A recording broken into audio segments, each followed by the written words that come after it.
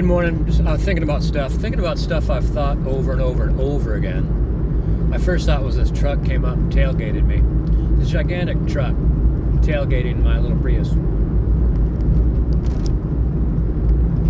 At my old job, I used to see giant trucks ram into little Priuses or little teeny cars because they literally couldn't see them in front of their engine. And like I'd watch it take place, and then watch them.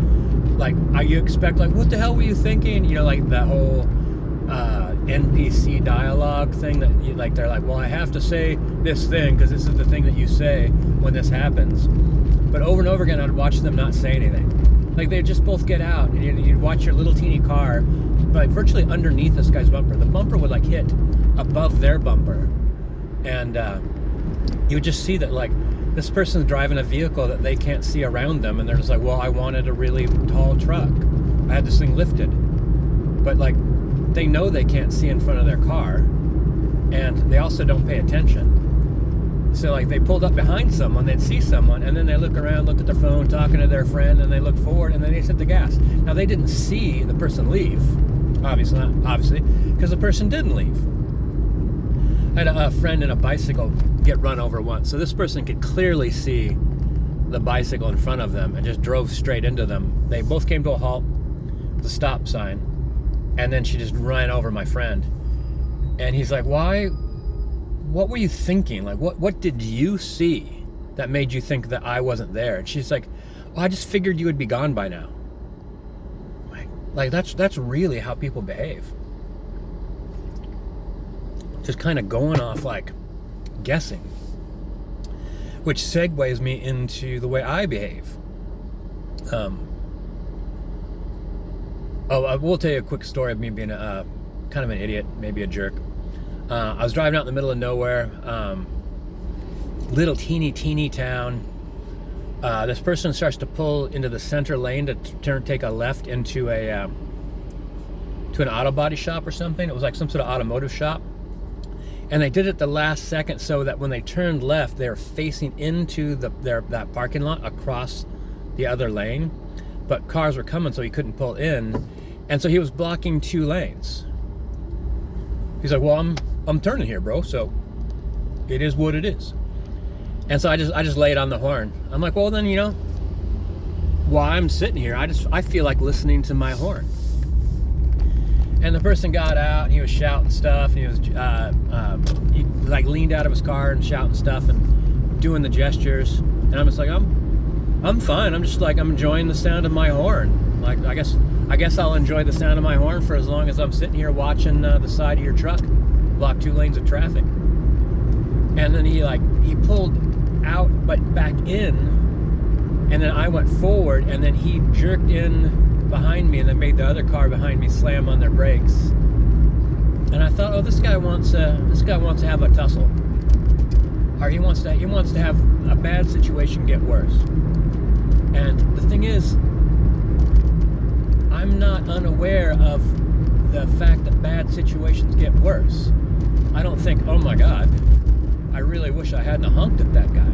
I mean, like, I've had tons of interactions with like that. Like, everyone just thinks, like, well, you're not going to see this coming. And I'm like, yeah, I saw it coming from a million miles away. I was part of what made it happen. I'm not just upset at the side of your truck. I'm upset with you, with the way you think and the decisions you make. And like any other particle in the body that doesn't go through the veins correctly, the body wants to eject it. And I want to eject you.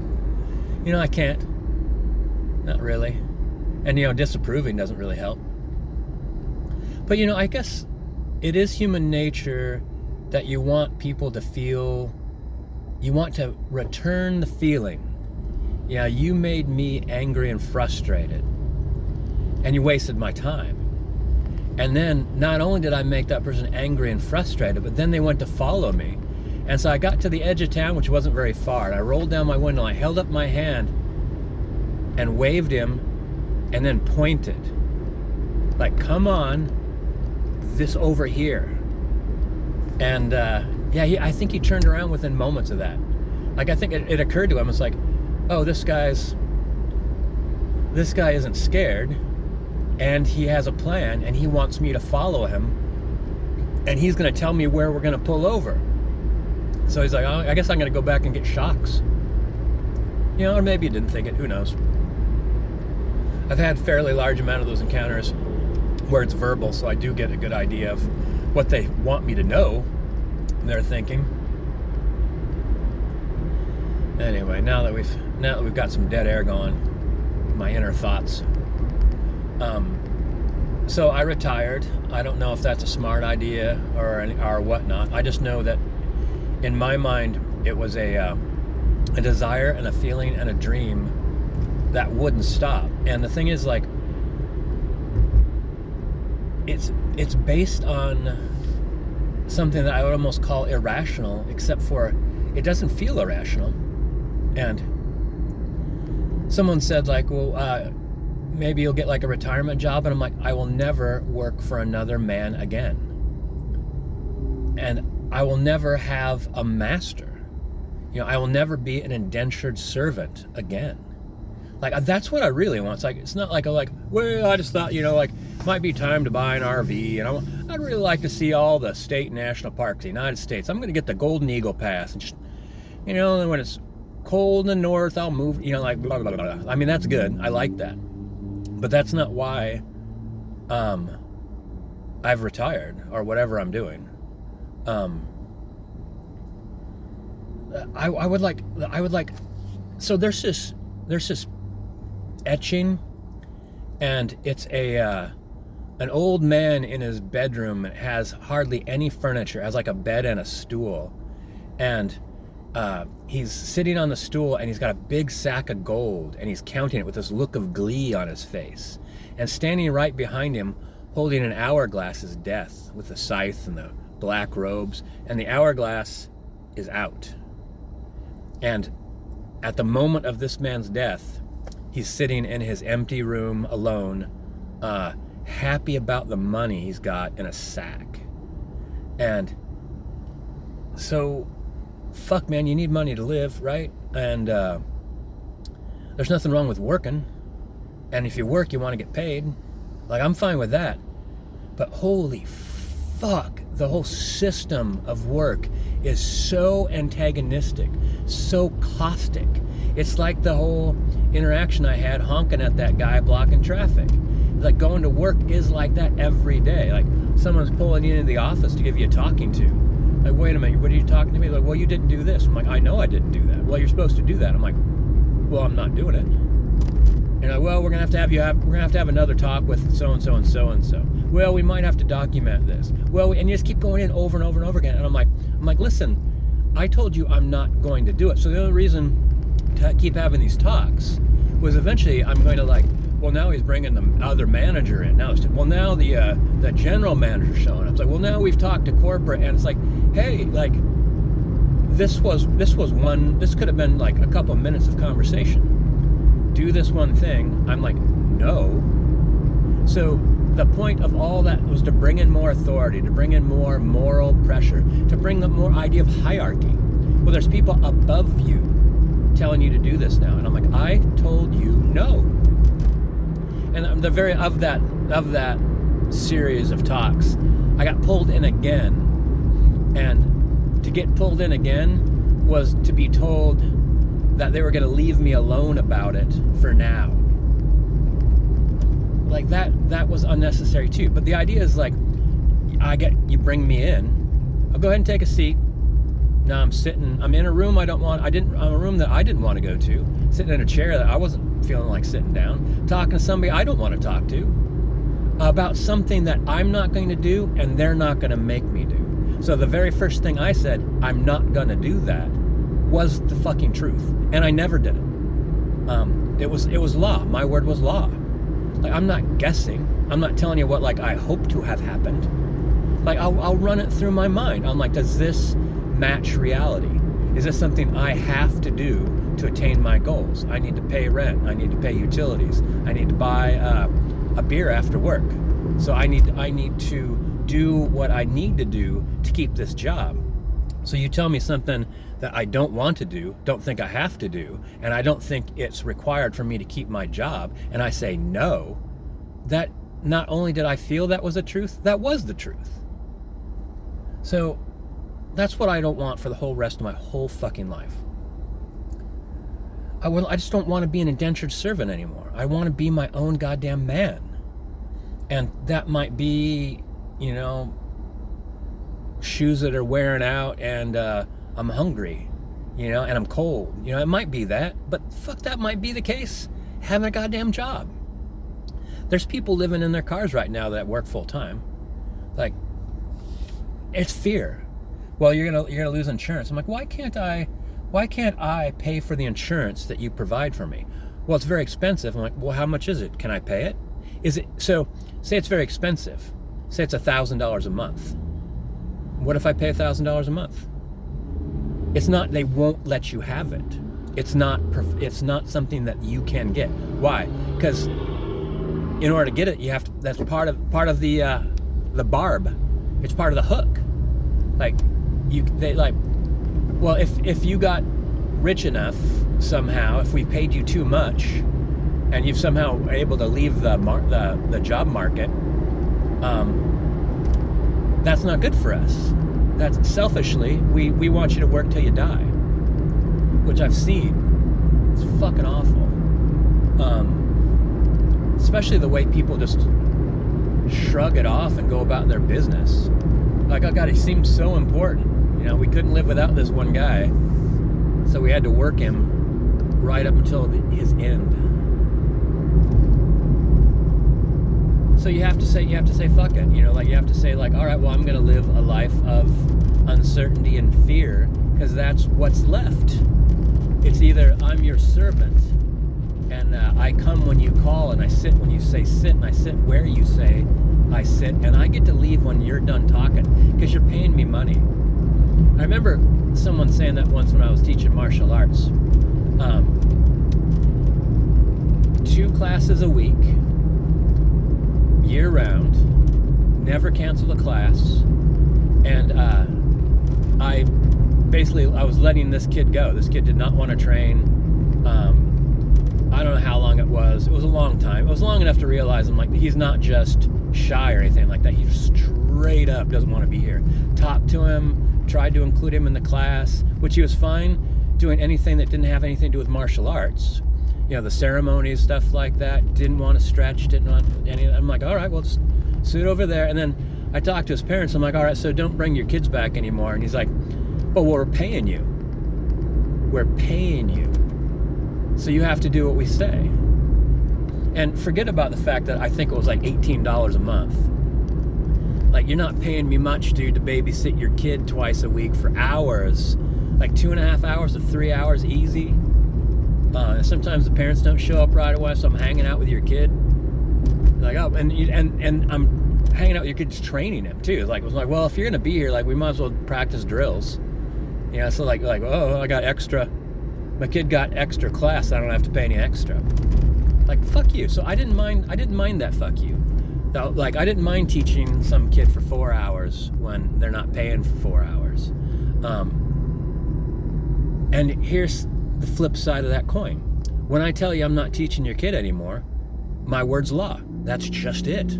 I'm not teaching your kid anymore. There's nothing you could do about it. You could double your $18. $32 is not going to do it. It's 32 or is it 36? Anyway, $30 or $40 isn't going to change anything. I already told you what the answer is. I'm not trying out my answer to see how you feel. I'm letting you know information so you could then make appropriate decisions for your own behavior. For instance, don't come here next Thursday.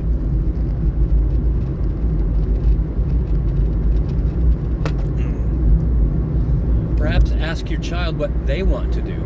So many parents want to turn their kids into killers, which I always immediately accepted. Oh yeah, I could teach your daughter to be a killer. I could teach your son how to be a killer. What they really meant, they didn't say that, but they want them to be a badass. They don't want them to ever get their ass kicked at school. If they ever get in a fight, their kid needs to win. And then they'd leave. So the idea, I never ever understood the idea of dropping off your kid with a stranger And sure, like I'm sure they're using good judgment. They've talked to me. I seem legit. I have a school. But you're still fucking guessing. Like I think that like maybe a handful of times, like a mom stayed.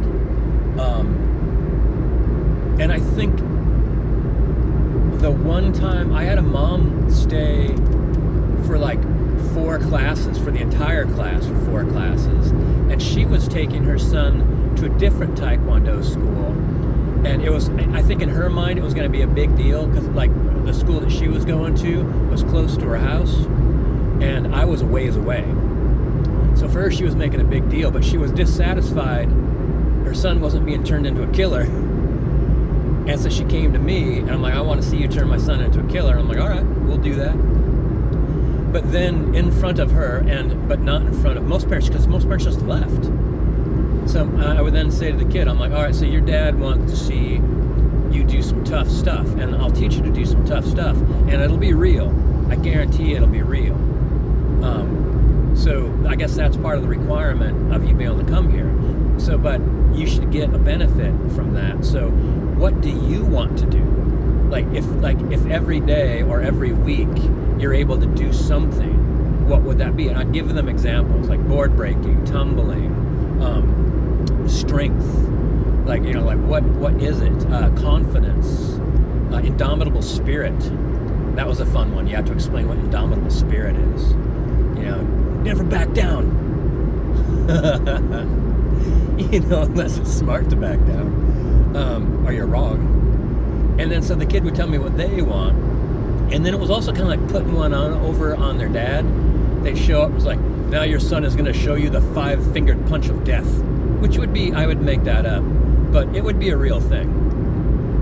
It wouldn't be about death, but it would be like about how to do an arm control, or how to get loose from someone trying to grab you, and then establish control over that person's body. And then with some, like, you know, demonstrations of groin shot, uppercut to the solar plexus, 5-finger death shot, not close to the throat, which is not something I ever practiced. It's just something I taught. There's a thing called it's basically patterns.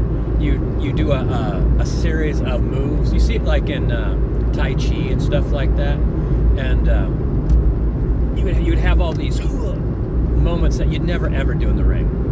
And so I just taught that, a demonstration of a shot to the Adam's apple. Don't ever hit someone in the Adam's apple, folks. That could be a very, very life-changing event. Do not do it.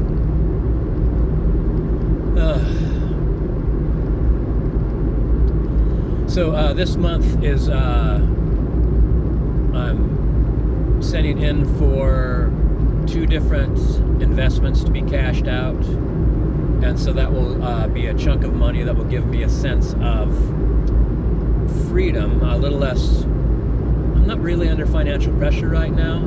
I have a decent amount of savings, but like not enough that I'm going to run out and buy like $20,000 of acreage.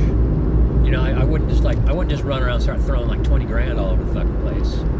That money's not coming back. And if I don't have any plans to make money in the immediate future, then like you can't be spending money like that.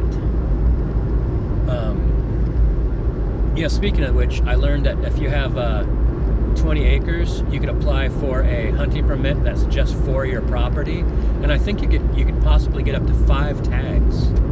So like 5 mule deer, 5 deer, would be a significant amount of meat, man. I hadn't even heard about that. Like that actually sounds like something kind of worth, the juice might be worth the squeeze, so to speak. So like you spend like 10 grand on solar. Like solar actually is really expensive. You get like a real system. But then the idea is like from now on, no electrical bill.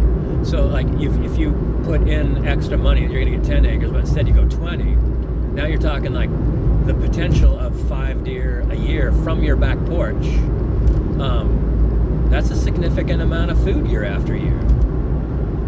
So that might actually, so you might say, like, what if that costs you an extra 10 grand? Like, well, but yeah, like, it is almost like solar power. It's like your property that can't be a farm because the soil's so bad out there is providing food.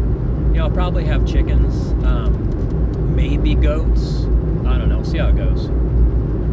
I'm trying to just think, like, initially though, I just need to buy land. I need to put a steel container on it. And then once the steel container's on it, it'll be a matter of connecting to a couple different services, having concrete poured and having a metal barn placed on the concrete. And then I think I kind of want to dial it back a little bit. And then I think, like, well, let's just see. I'll probably want to buy a ton of wood. Well, not only for a fire, I'll probably want to buy tools to go get firewood. But I'll probably want to buy, like, you know, plywood and 2x4s and metal brackets and nails and screws. Well, probably screws. I hate nails. And basically build a cabin inside the metal barn, and I'll set up the wood stove in there. My bed will be in there, and there'll be a little kitchen area in there, and there'll be like a little reading nook area in there. So kind of like a tiny house. The tiny house, though, without having to stress about it being in the weather, which is pretty incredible. To, like, it really frees you up on what you have to do and what you don't have to do if you're not having to protect this structure from the weather. And I'm going to need to protect it from the cold. But I insulated the hell out of my last tiny house, and in the winter with my propane thing going, I had to open up both windows because it's such a small space. The temperature gets so high so quickly. And there was, like, times when I wasn't running the propane, when it was like Akila and I in there, and I could literally feel the room warm up with just our body heat. So insulation is good. And, you know, it isn't bad to be, like, really warm and have to crack open some windows and let some heat out. But, you know, insulation's expensive. I still have some left over from the tiny house. I don't know if I should use it or not. Probably it's fine. But we'll see. I mean, I'll bring it, obviously. I'm going to try to bring pretty much everything I own. If it's not broken, I'm going to bring it. Like, my first thought was, like, try to get rid of as much stuff as possible. And now I'm thinking, like, well, just think like a prepper. Think like a prepper, and think like, I don't know if I have any use for this, that, or the other thing, but I might have a use down the road, and I'd rather have to walk out of my metal barn over to my shipping container and rummage around and pull that out. Could you imagine inventorying every item you own? Can you imagine that? I kind of like the idea. All right, Jesus Christ. Shut up. Shut up, huh?